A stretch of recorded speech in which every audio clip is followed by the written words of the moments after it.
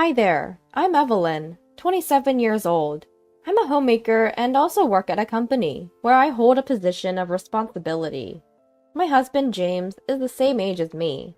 Balancing a mama's boy of a husband and a mother-in-law who seems to enjoy picking on me, we've somehow made it to our second year of marriage. Patting myself on the back for staying strong, I've found solace in my job. Thanks to that, I've been climbing the corporate ladder, making unusual strides for a woman in my position. Given my job, I often find myself flitting around Las Vegas for business, and I'm currently right in the thick of a business trip. And right in the middle of an important meeting, it happened. Just as the meeting began, my phone, set on silent, wouldn't stop vibrating. Thinking it might be an emergency because of the relentless calls, I checked my phone under the table. It was filled with missed calls from my mother-in-law. What on earth? I was startled and decided to call her back.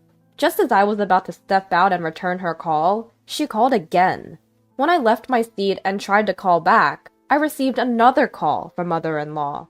"Hello, Evelyn! Where are you right now?" As soon as I pressed the call button, I could hear her agitated voice. "I got a call from the last person I wanted to hear from," I muttered to myself. "Hello, mother-in-law. What can I do for you today? Is there an emergency?" "I don't care what you can do for me. I asked where you are." Her usual arrogance rubbed me the wrong way, but I was in the middle of an important meeting. I didn't want to extend the call by arguing back, so I responded.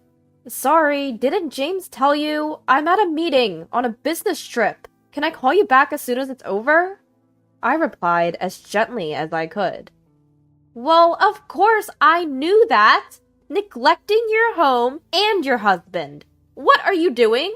Hurry home!" Out of nowhere, she hit me with an unreasonable demand. "Mother-in-law, I'm sorry. I'm in the middle of a very important meeting. So..." Then she cut me off. "You're just a wife, yet you're so arrogant. Now go home. Today is a very important day. You understand, right?" My mother-in-law spoke, letting her irritation build. Wait, an important day? I asked her what she needed me for so urgently, since she wouldn't tell me why I needed to hurry home. Then, "Today, we decided to celebrate my 60th birthday," she answered proudly. If I remember correctly, we were supposed to celebrate her birthday at the end of the month. I hadn't anticipated it would be today, and to plan it during a weekday when I'm on a business trip. Moreover, my husband and I had already told her, "We'll find a nice place and make a reservation for your 60th birthday." I sighed, realizing another round of her antics had begun. Despite knowing I'm in the middle of an important work meeting, she still tries to bully me, I thought, growing more irritated. Like I said earlier, I'm on a business trip, so it's impossible for me to come. "Oh, but I just spoke to James and he said he would take time off work. Other relatives said they would join too. It's just you, Evelyn. You're always working. You're so cold. What do you think of your husband's parents?" If I let her keep talking, I knew she would just keep complaining. I was in the middle of a meeting and couldn't spend more time on the call, so I firmly replied, "I'm sorry, but no matter what you say, I can't make it to your 60th birthday celebration." I made sure to make it clear. My mother-in-law didn't hold back her cruel words. Taking a deep breath, she said, "I will never accept you as family. Don't bother coming back. This is a divorce. James was too good for you from the beginning." Her words of doom all came out in one breath. As furious as I was, I didn't want to prolong this phone call, so I responded lightly. "Ah, okay. We'll discuss this when I get back home. I apologize, but I have to end this call now." I told her to take it easy. She sneered back. "What's with that attitude? Didn't I tell you not to come back? I'll tell James myself." And with that, she hung up. Exhausted from dealing with her, I heaved a sigh and returned to my meeting. 2 days later, after several meetings, I was finally on my way home. My mind was filled with anger and resentment towards my mother-in-law. I couldn't even remember how I got home. "I'm home!" I called as I opened the front door, and a weary, "Welcome home," came from my husband. I went straight to the living room, where there was a mountain of cardboard boxes. My husband was there, sweaty, taping up the boxes. When I asked him what it was, he told me they were all my belongings. It turned out that on the day my mother-in-law had called, she had indeed carried out her 60th birthday celebration. She made a scene in front of all our uncles and aunts about how I, her daughter-in-law, had disrespected her birthday celebration and was rude to her over the phone. She added more to the story, and then even announced that such a cold wife was not suitable for her son, and that she was arranging for a divorce and sending me back to my parents' house. I asked my husband, "So, did you agree to the divorce when she told you to?" He fumbled for words. "Well, not exactly, but she told me to pack up your stuff, so I had no choice, right?" I stopped putting packing tape on the cardboard box and answered in a flustered manner. "So, you didn't object to her? You're okay with this?" He admitted that his father had also told him to comply with his mother's demands because it would be trouble for him as well if she got upset. So what does it mean to accept a divorce gracefully? This parent and child. A mother's son, a father who was in control of his mother. It seems that there is no one who thinks to be on his wife's side. While I was speechless, he said, "Mom's word is law. We just need to wait until she calms down. It's fake. This divorce is fake. I'll come to get you once things have settled down." James pleaded with a desperate look in his eyes. I wished he would have used that cunning against his mother. I want mother-in-law to use that wisdom. Just how scared of his mom does he have to be this submissive? I thought to myself, this is hopeless. I began to regret marrying this man. But then, I thought, this could be a good opportunity.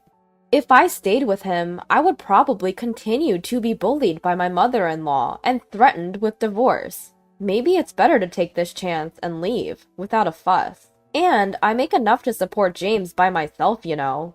Even if I live alone, I won't lack anything. Just like that, I felt my mood lighten. I told James, "Okay, let's do it." After telling him, I called mother-in-law. Before the third ring could finish, mother-in-law answered with the, "Hello? I'm moving out, just as you wished." I calmly relayed the message. Almost like she had been waiting for it, mother-in-law responded with an exultant tone.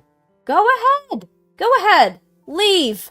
Finally you understand you're not suitable for James, huh? What a breath of fresh air! Don't worry. I'll find a cute, obedient wife who is also kind to parents for him next. There'll be plenty of women vying for James. And oh, until he finds his next wife, I'll take care of everything for my son. So don't worry about that either." She threw every possible jab she could, thinking this would be the last chance. To this, I said, "Well, mother-in-law, don't regret this." I casually added a little warning. In her high spirits, mother-in-law retorted, "Is this sour grapes, perhaps? Don't worry about me. Oh, and remember, I've gotten the divorce papers from the court and given them to James. Don't forget to sign them on your way out."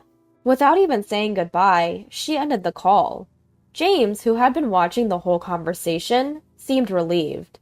No, this is not the time to feel relieved. By the way, do you think mother-in-law knows that you're a stay-at-home dad?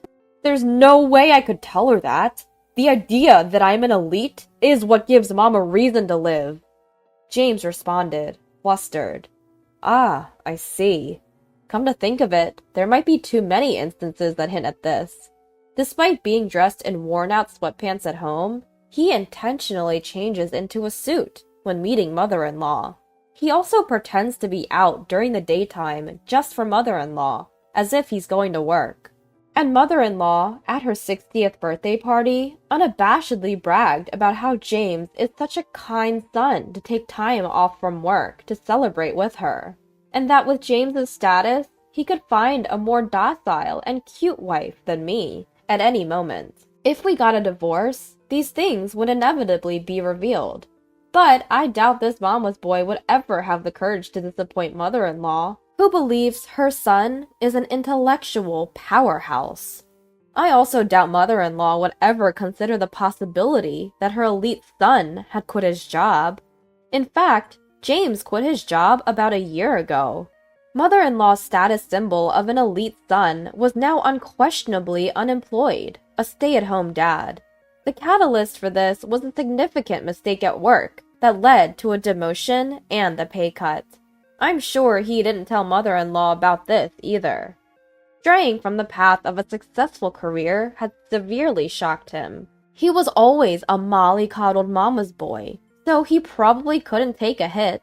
At the time of writing his warning letter, just the thought of going to work caused palpitations and nausea. He couldn't even step out of the house.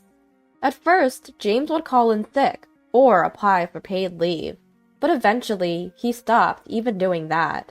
His unexcused absences piled up, and he ended up quitting his job. Now it seems like he has no intention of finding a new job and relies on me for support. He's too afraid to tell his mother about this situation because he's worried she'll get angry. I must say, it's a little disappointing that I won't get to see her reaction when she finds out what's been happening. I imagine she'll be absolutely shocked, but that's none of my business anymore. After James handed me the divorce papers, saying, "Remember, this is just a ruse to fool my mom," I promptly filed them in court. I quickly signed a lease for a new apartment and moved out. About a month later, I received a call from James's mom, who I thought I had cut ties with. I sarcastically asked her, "What could you possibly need from me now? Aren't you relieved to be rid of me?" She retorted, "Just the same as always, huh? Just listen to me," and started speaking in her usual condescending tone. The topic? James. After our divorce, his mom had been helping him out with his housework. Every time she went over, James would just be lounging around at home, showing no signs of heading to work. She asked me if I had any idea why he might be acting this way. I had to hold back a laugh as I nonchalantly responded, "Oh, is that so? Well, of course that's the case. That's right. James has no intention of working." Forgetting the way she had treated me, she suddenly pleaded, "Evelyn, could you please do something about this?" Why should I? He's nothing to me now. She had treated me poorly and now only wanted to use me when it was convenient for her. How selfish. She then tried to blame me, suggesting, "Did you say something to hurt James when you left?" Just how far does she intend to villainize me? Can't she see that the problems lie with her and her son? The one who got hurt was me. Oh, really? Didn't you marry James because you could live a luxurious life? What exactly got hurt when you divorced? She thought I had married James for his money? I wish she would stop making such absurd accusations. What? Are you kidding me? During our marriage, I was the one supporting James. I was even helping you out financially. If anything, my lifestyle became less luxurious because of James. I didn't really care before, but should I start demanding compensation? She couldn't believe what I had just said, and rudely responded, "How dare you make up such a lie? Did you just forget to demand your compensation? James has always been earning more, and has a higher position than you. Stop making these ridiculous claims. If you're unhappy and want money, James can pay as much as you want. He is an elite worker at a top-notch company, after all." She came back at me with baseless excuses. Could it be that James still hasn't told her? As much as I dislike the idea of revealing something he's chosen to hide, this might be my chance to see her reaction when she learns about the situation. Thinking it's about time she gets a taste of her own medicine, I told her, "Your beloved son's job is a stay-at-home dad. He quit his job a long time ago." What? You must be joking. As expected, my mother-in-law refused to accept my words. She yelled so loud, I thought my eardrums might burst. I distanced my phone slightly from my ear and suggested, "Why don't you check with his company? It'll clear up whether I'm lying or not." She fell silent for a moment. But, what if that's true? How are we supposed to survive from now on? Our pensions aren't enough to take care of my son. Who would want to marry an unemployed son? What are we going to do? Her tone dropped significantly. It seemed like my words had hit home. I felt a smug smile creeping onto my face. Well, what do you suggest? Mother-in-law fell silent once again. I heard some mumbling in the background. Evelyn, can't you come back home? She suddenly asked. Surprised, I replied, "Nah, we're already divorced. There's no chance I'm coming back, whatever happens." Then I heard a voice in the background, sounding disturbed. "Didn't you say you'd come get her when things calmed down?" It appeared to be my ex-husband, James. "That's right! Why don't you remarry our son?" Mother-in-law suggested. What? No way! Stop joking around! Think about it! Seriously! I made sure during our last phone call that I wouldn't regret it. I'm definitely not getting involved with my mother-bound ex-husband and my atrocious mother-in-law ever again. I did exactly what you told me to, mother-in-law. Could you not change your story on me now? But Evelyn, you're not the type to take words at face value. You've always calmly countered anything I've said, haven't you? I didn't think you'd actually go through with the divorce. It seems like mother-in-law didn't expect me to reject her this firmly. Sure, I was just tolerating it. Also, remember when you packed my stuff and kicked me out? I recalled every single thing they did to me and unleashed my anger. Well, that was just a prank. Yeah, just a prank. Despite her desperate attempts to justify herself, I retorted, "A prank, huh? I think that's even worse, don't you?" I was taken aback and realized there was no point in continuing this conversation. I glanced at my wristwatch. It was almost 1 p.m. My lunch break was completely wasted on this nonsense. Mother-in-law, can we wrap this up? I asked. Oh, what is it, Evelyn? She responded with an irritatingly sweet voice, perhaps expecting a positive answer from me. Thinking I won't entertain her expectations, I said, "I need to hang up now. I've got a meeting coming up and I need to review some documents." Despite moving my phone away from my ear. Wait! Evelyn, please wait! Say something! I could hear mother-in-law's desperate scream. Then I heard, "James! This happened because you didn't handle things properly!" She was berating James. Seems like everything that doesn't go according to mother-in-law's plan is always someone else's fault. I was getting sick just listening to her. So, without hesitation, I tapped the end call button and blocked all incoming calls from mother-in-law. So, what happened next? Well, I received a message from James. He said, "I want to come back." He was persistent, and it seemed like a good opportunity. So, I asked my lawyer to claim divorce compensation. That mother-in-law and father-in-law, it seems they were weak when confronted by a lawyer. They quickly made a lump sum payment. The money appears to have been fronted by the mother-in-law and father-in-law. Perhaps this situation caused a change in mother-in-law and father-in-law's attitude. James now constantly gets nagged by them to get a job. It seems like he's getting fed up with it. Where did that once successful man go? Apparently, he can't afford his apartment rent anymore and moved back to his parents' house. Blaming his divorce on the mother-in-law and father-in-law, he's now eating into their pension and savings for their old age. Like father, like son, as they say. They both keep blaming each other for their sins, without reflecting on their own actions. By the way, he mentioned that he's going to apply for public assistance soon. They won't be able to have their way with the government, so I hope they try to correct their character while they still can. As for me, A presentation I made on a business trip was recognized, and a contract with a major new client was established. My position and income have both increased. I live a rich single life, without being bullied by my awful mother-in-law, and without my family demanding money from me. If there is a chance to remarry in the future, I plan to thoroughly check for mommy issues and the mother-in-law situation.